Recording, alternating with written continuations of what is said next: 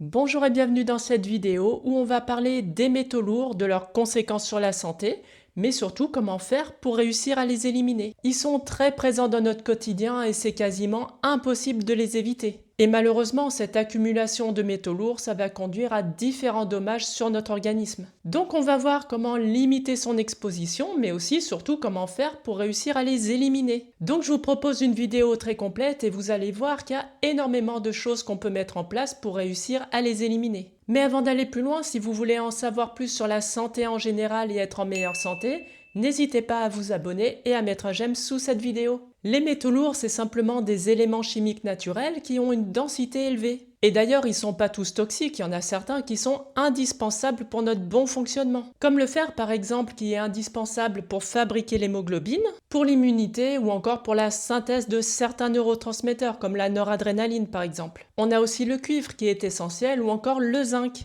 Pour ce qui est du fer et du cuivre, par contre, il va falloir respecter certaines doses. Parce que le problème avec ces deux minéraux, c'est que quand ils sont en excès, ils vont plutôt avoir un effet qui est néfaste sur la santé. Par contre, à dose normale, ils sont tout simplement essentiels. Et à côté de ça, on va avoir des métaux lourds qui sont toxiques pour notre organisme. Donc c'est majoritairement le plomb, le mercure, le cadmium, l'arsenic ou encore l'aluminium. Tous ces métaux lourds, ils ont un lien qui est prouvé et qu'on ne peut plus ignorer au niveau de certaines maladies. D'ailleurs, comme d'habitude, je vous mets toutes les études utiles en description.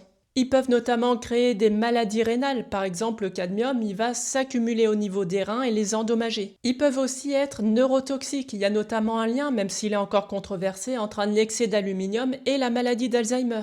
Il y a des études qui suggèrent une toxicité neuronale et on a pu observer aussi des taux d'aluminium qui sont élevés dans le cerveau des patients atteints d'Alzheimer. Ils peuvent augmenter les risques de cancer comme le cadmium qui est classé cancérogène pour l'humain. Et on a aussi des suspicions pour les autres métaux lourds comme le plomb, le mercure, l'aluminium ou encore l'arsenic. Ils peuvent aussi créer des maladies osseuses par un effet de décalcification, ce qui va notamment augmenter les risques d'ostéoporose. Mais alors ces métaux lourds qui font autant de dégâts, où est-ce qu'on va les trouver exactement? Eh bien on va les retrouver notamment dans les poissons. Et ça s'explique simplement parce que la mer elle est extrêmement polluée. En fait, plus les poissons que vous allez consommer sont gros et plus ils vont être chargés en métaux lourds. Si on prend l'exemple d'une sardine, elle va pas du tout avoir le même taux de métaux lourds qu'un thon par exemple. Le thon c'est un gros poisson donc il va avoir le temps d'accumuler beaucoup plus de métaux lourds. C'est pour ça que moi ce que je conseille c'est vraiment d'éviter au maximum de consommer tout ce qui est gros poissons. Pour les poissons moyens, on va pouvoir en consommer de temps en temps mais il faudra absolument éviter les excès. Et par contre je recommande de consommer un petit poisson gras par semaine. Donc ça concerne les sardines, les harengs, les maquereaux et les anchois. Et tout ce qui est fruits de mer, malheureusement, ça va être aussi énormément chargé en métaux lourds. On va les retrouver aussi dans tout ce qui est céréales complètes parce que les métaux lourds, ils vont s'accumuler au niveau de l'enveloppe des céréales. Au niveau des céréales, on va retrouver majoritairement du cadmium, d'ailleurs c'est une des sources majeures d'exposition à ce métaux lourd, mais aussi de l'aluminium ou encore de l'arsenic dans le riz.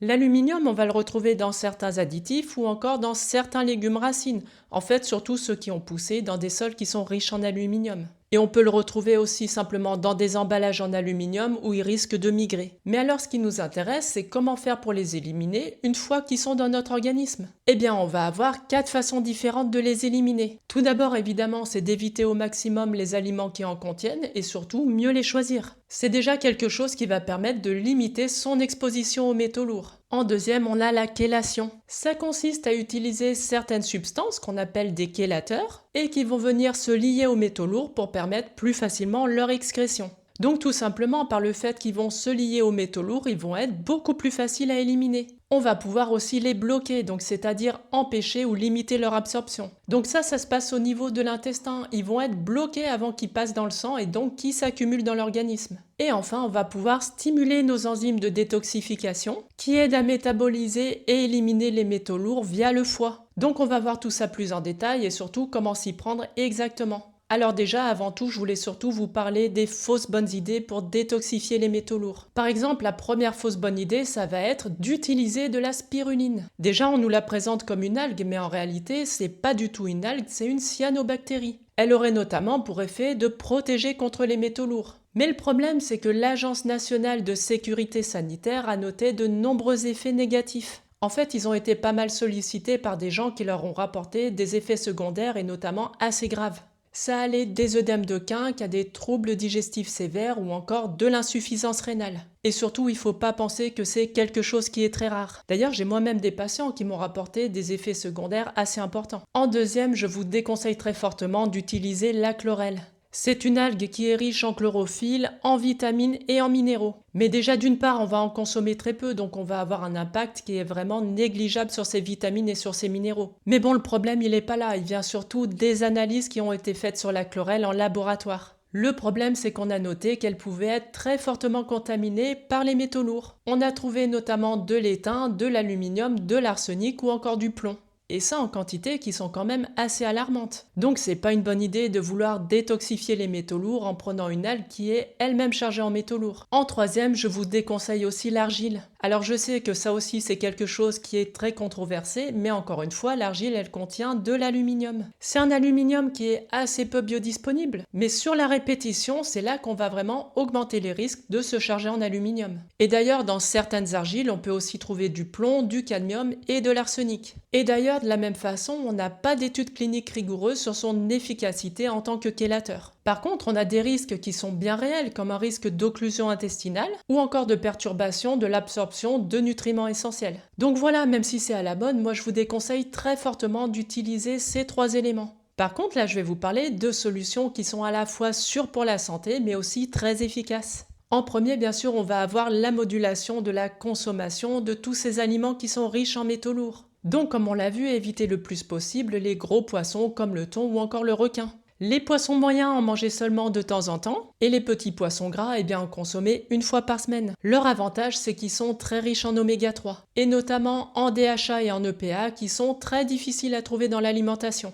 La consommation de céréales complètes, c'est quelque chose qui est important dans le cadre d'une alimentation anti-inflammatoire. Tout simplement parce que ces céréales complètes, elles sont riches en fibres, donc elles vont moduler l'impact glycémique. Donc moi, ce que je vous conseille pour limiter l'impact en métaux lourds, c'est d'utiliser des céréales complètes qui sont bio. Pour le riz qui est fortement impacté par l'arsenic, il va falloir non seulement le rincer, mais aussi le faire tremper. Le fait de le faire tremper, ça va permettre de faire passer l'arsenic dans l'eau et ensuite vous allez jeter cette eau et le rincer encore une fois. En faisant cette méthode, vous allez énormément limiter l'absorption d'arsenic. Et pour tout ce qui est légumes racines, il faudra absolument les consommer bio. En deuxième, on va stimuler la production de glutathion. Le glutathion, il est synthétisé par notre foie et c'est notre principal détoxifiant. Et il a notamment un rôle clé dans la détoxification des métaux lourds. Il a un effet chélateur, c'est-à-dire qu'il va venir se lier aux métaux lourds et il va former des complexes qui sont moins toxiques. Et donc, ils vont pouvoir être plus facilement éliminés. Donc, on a des aliments qui vont permettre de synthétiser ce glutathion, mais aussi d'augmenter sa durée de vie.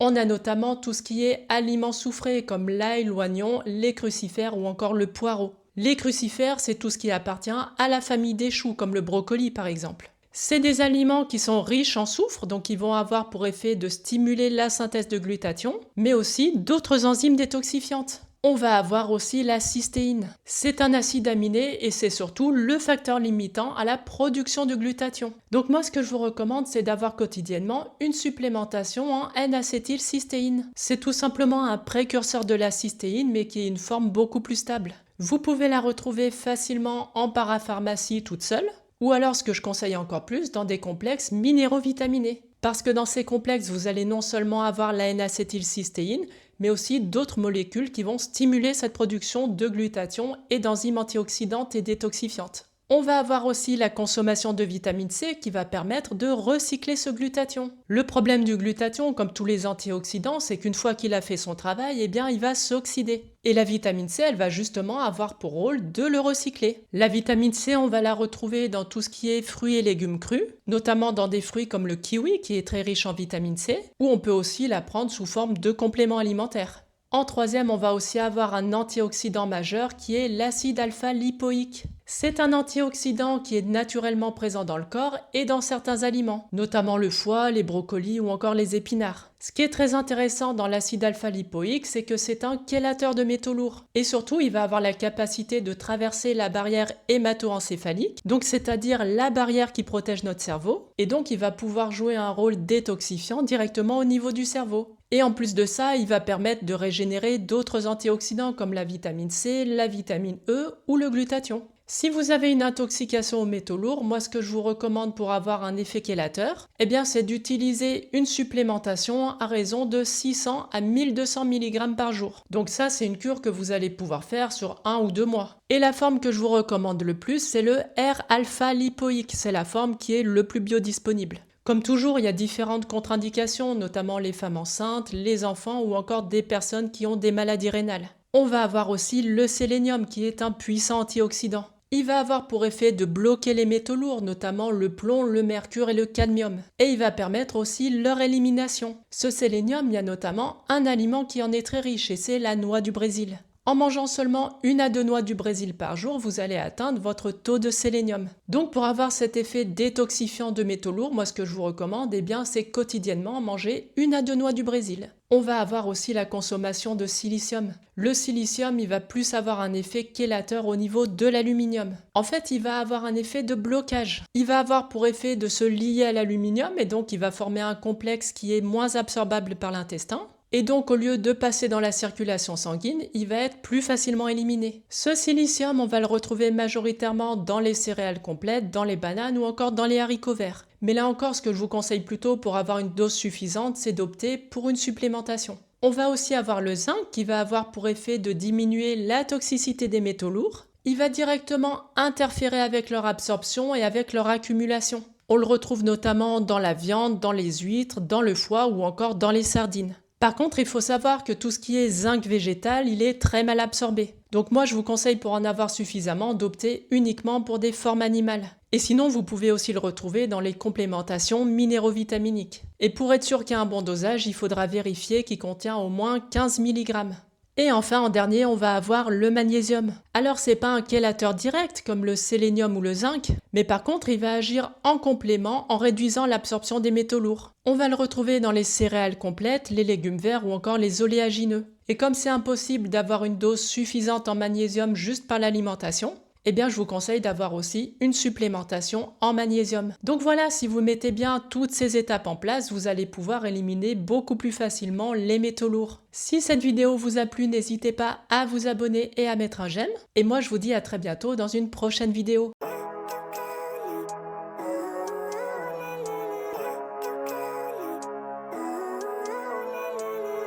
Living life, every day, late at night, not okay, all I want, and I pray, all I need are some better days.